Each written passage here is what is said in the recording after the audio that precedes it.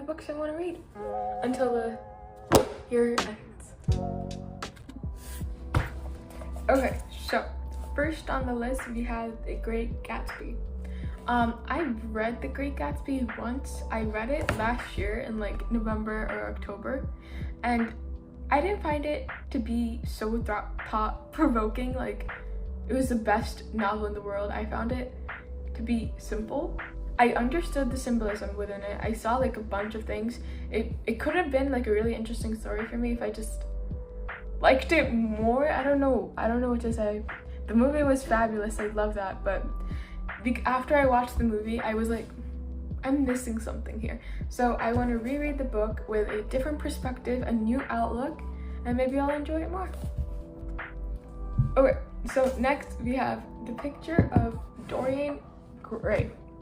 So the reason I want to read this book is because I had one of my upperclassmen friends make a reference to it, and I vaguely understood it because I know some stuff about Oscar Wilde, but I want to read it because of that reference. I have to understand what this book is about.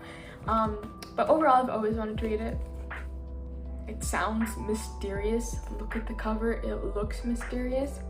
Ooh, let's see what's on the back. It says, "How sad it is, I shall grow old and horrible and dreadful, but this picture always will remain young." I have no idea what that means, but yeah. And next we have a devastating book.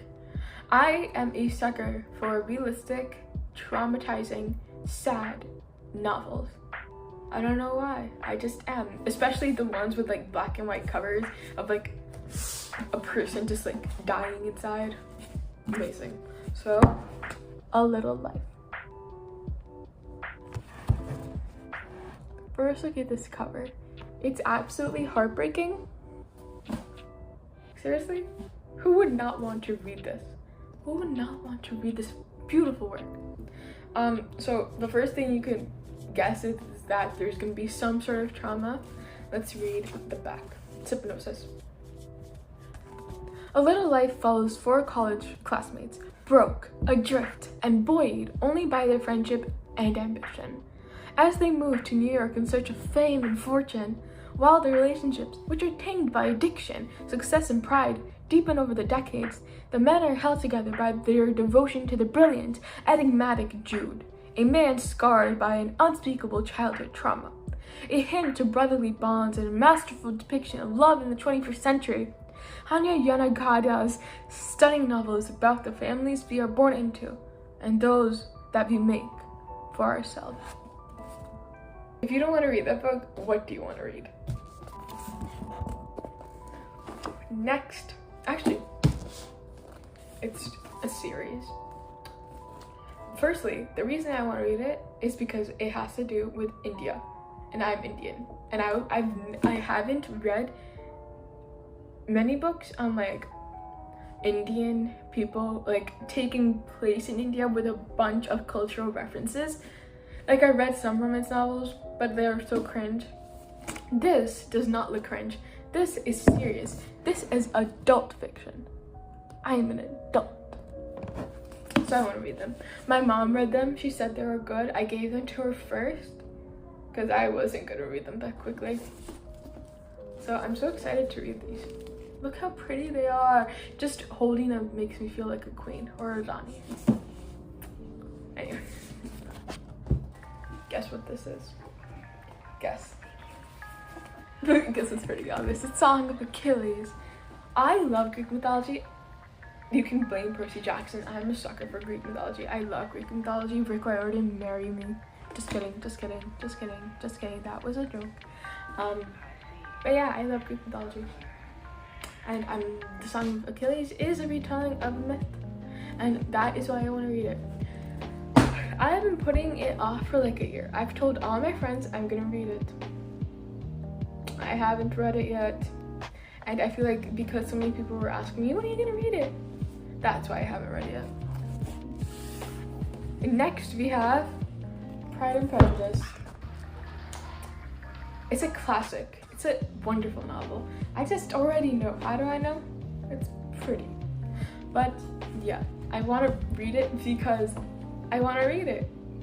I don't feel like I have a good reason for all of these, but simply I do. I want to understand the beauty in classical novels. I have read a few. I want to read some more. Enhance my vocabulary because it's awful. Let's see what it says on the back. It is a truth universally acknowledged that a single man in possession of a good fortune must be in want of a wife.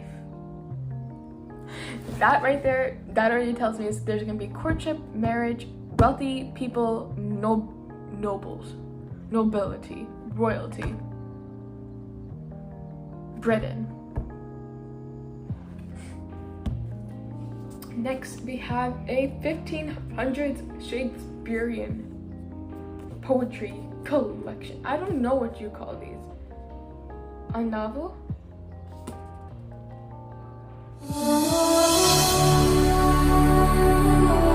It's Shakespeare.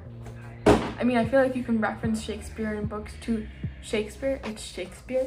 Like, this Shakespeare is just like a category of books now. So yeah, I want to read A Midsummer's Night Dream. Why? First of all, this title grabs me. It's not even the first second and I am hooked. What? Actually, let's read the first sentence. Is it as good?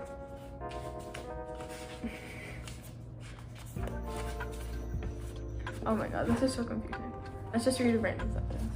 No, some random sentences are really bad. Okay, I'm too lazy.